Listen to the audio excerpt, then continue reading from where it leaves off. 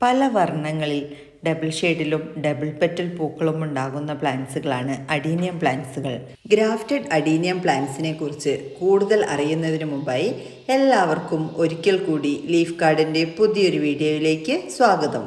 ഒരുപാട് അടിവളങ്ങളോ പരിചരണമോ ഒന്നുമില്ലാതെ തന്നെ നമുക്ക് വളർത്തിയെടുക്കാൻ പറ്റിയൊരു പ്ലാന്റാണ് അഡീനിയം പ്ലാന്റ്സുകൾ. ഓവറായിട്ടുള്ള കെയറിങ്ങും ഓവർ വാട്ടറിങ്ങും നൽകുമ്പോഴാണ് ഈ പ്ലാന്റ്സിന് കൂടുതലായിട്ടും ഡാമേജുകൾ സംഭവിക്കുന്നത്. ഓവർ കെയറിങ് എന്ന് പറയുമ്പോൾ ചിലരൊക്കെ പ്ലാന്റ്സ് പെട്ടെന്ന് ഹെൽത്തി ആവുന്നതിനും നന്നായിട്ട് പൂക്കൾ ഉണ്ടാവുന്നതിനും വേണ്ടിയിട്ട് ആവശ്യത്തിലധികം ഫെർട്ടിലൈസേഴ്സ് അടിവളങ്ങളൊക്കെ നൽകാറുണ്ട്. ഇതൊക്കെ കൂടുതൽ പ്ലാന്റുകൾക്കും ഗുണത്തിലേറെ ദോഷമാണ് ചെയ്യുന്നത്. അഡീനിയം പ്ലാന്റ്സുകൾക്ക് പോട്ടി മിക്സായി ഉപയോഗിക്കാൻ ഏറ്റവും നല്ലത് കൊക്കോപിറ്റ്, അതായത് ചകിരിച്ചോറാണ്. എന്നാൽ ചകിരിച്ചോറ് ഉപയോഗിക്കുന്ന സമയത്ത് അത് വാഷ് ചെയ്തതാണെന്ന് ഉറപ്പ് വരുത്തണം. ഇനി വാഷ് ചെയ്യാത്ത ചകിരിച്ചോറാണ് ലഭിക്കുന്നതെന്നുണ്ടെങ്കിൽ കാൽഷ്യം നൈട്രേറ്റിലിട്ട് വെച്ച് വാഷ് ചെയ്ത ശേഷം മാത്രം ഉപയോഗിക്കാനായിട്ട് ശ്രദ്ധിക്കുക. ചകിരിച്ചോറിൽ കാണപ്പെടുന്ന നാച്ചുറൽ ആയിട്ടുള്ളൊരു കറയുണ്ട്. അത് ഇളകിക്കഴിഞ്ഞാൽ അത് പതുക്കെയാണ് അതിൽ നിന്നും ഇളകി വരുന്നത്. അത് പ്ലാന്റിന് ഡാമേജ് സംഭവിക്കാനുള്ള സാധ്യത വളരെ കൂടുതലാണ്. അതുകൊണ്ടാണ് നിർബന്ധമായും വാഷ് ചെയ്ത് തന്നെ ഉപയോഗിക്കണമെന്ന് പറയുന്നത്. കൂടാതെ പോട്ട് മിക്സിൽ ഒരുപാട് അടിവളങ്ങളൊന്നും ചേർക്കാതിരിക്കുക. വേണമെങ്കിൽ അല്പം ഉണങ്ങിയ ചാണകപ്പൊടിയോ അല്ലെങ്കിൽ അല്പം വെർമി കമ്പോസ്റ്റ്, ബയോ കമ്പോസ്റ്റ് ഇവ മാത്രം ഉപയോഗിക്കാനായിട്ട് ശ്രദ്ധിക്കുക.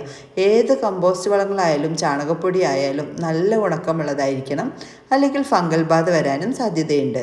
അഡീനിയം പ്ലാന്റ്സിന് അധികവും നമ്മൾ ഫെർട്ടിലൈസേഴ്സ് സ്പ്രേ ചെയ്ത് കൊടുക്കുന്നതായിരിക്കും ഉത്തമം. മാസത്തിൽ 1-2 തവണ ഫെർട്ടിലൈസറുകൾ സ്പ്രേ ചെയ്ത് കൊടുക്കാവുന്നതാണ്. 90-90, അതുപോലെ തന്നെ കാൽഷ്യം നൈട്രേറ്റ്, മൈക്രോ ന്യൂട്രിയൻ്റ് ഇവ മാറി മാറി സ്പ്രേ ചെയ്യാവുന്നതാണ്.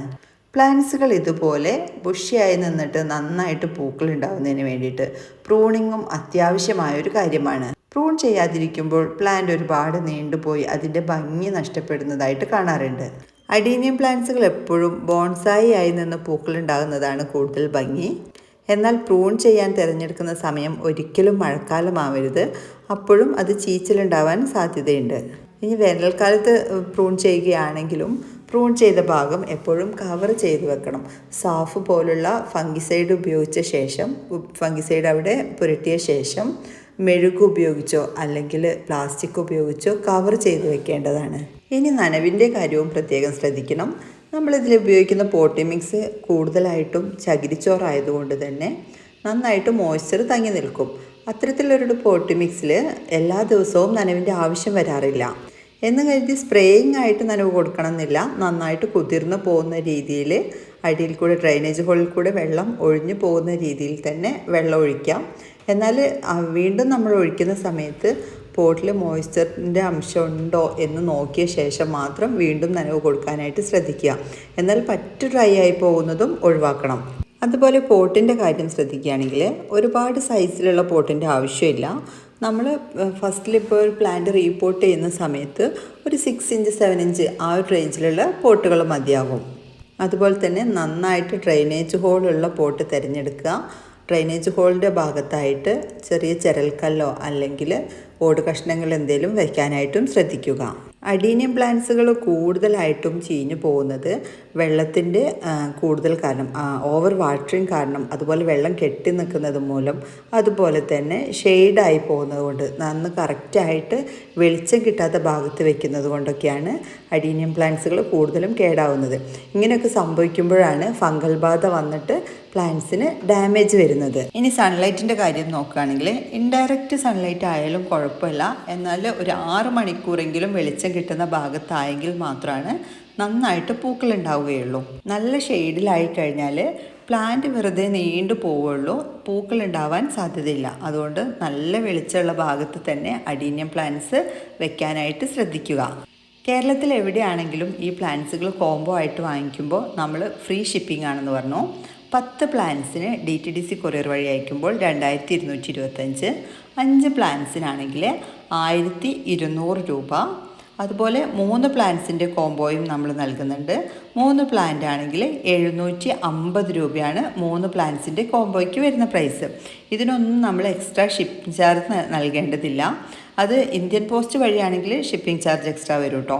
ഇത് DTDC കൊറിയർ വഴി അയക്കുമ്പോഴാണുള്ള ഒരു പ്രൈസാണ് നമ്മൾ പറഞ്ഞത്. ഇനി 1-2 പ്ലാന്റ്സുകളാണ് നിങ്ങൾക്ക് ആവശ്യമുള്ളൂ എന്നുണ്ടെങ്കിൽ ഒരു പ്ലാന്റിൻ്റെ പ്രൈസ് വരുന്നത് 250 രൂപയാണ്. അതിന് എക്സ്ട്രാ കൊറിയർ ചാർജ് വരും. അപ്പോൾ ഈ 3, 5, 10 അങ്ങനെയായിട്ട് വാങ്ങിക്കുമ്പോഴാണ് എക്സ്ട്രാ കൊറിയർ ചാർജ് നൽകേണ്ടതില്ലാത്തത്. നിങ്ങൾക്ക് ആവശ്യമായ പ്ലാൻസുകൾ സ്ക്രീൻഷോട്ട് എടുത്ത ശേഷം സ്ക്രീനിൽ കൊടുത്തിരിക്കുന്ന വാട്സപ്പ് നമ്പറിലേക്ക് മെസ്സേജ് അയക്കുകയാണെങ്കിൽ ഏതെങ്കിലും പ്ലാൻസ് സോൾഡ് ആയിട്ടുണ്ടെങ്കിൽ നമുക്കറിയാനും സാധിക്കും. എത്രയും പെട്ടെന്ന് ഇപ്പോൾ ഈ വീഡിയോയിൽ കാണിച്ച പ്ലാൻസുകളൊക്കെ നമ്മളടുത്ത് അവൈലബിൾ ആയിട്ടുള്ളതാണ്.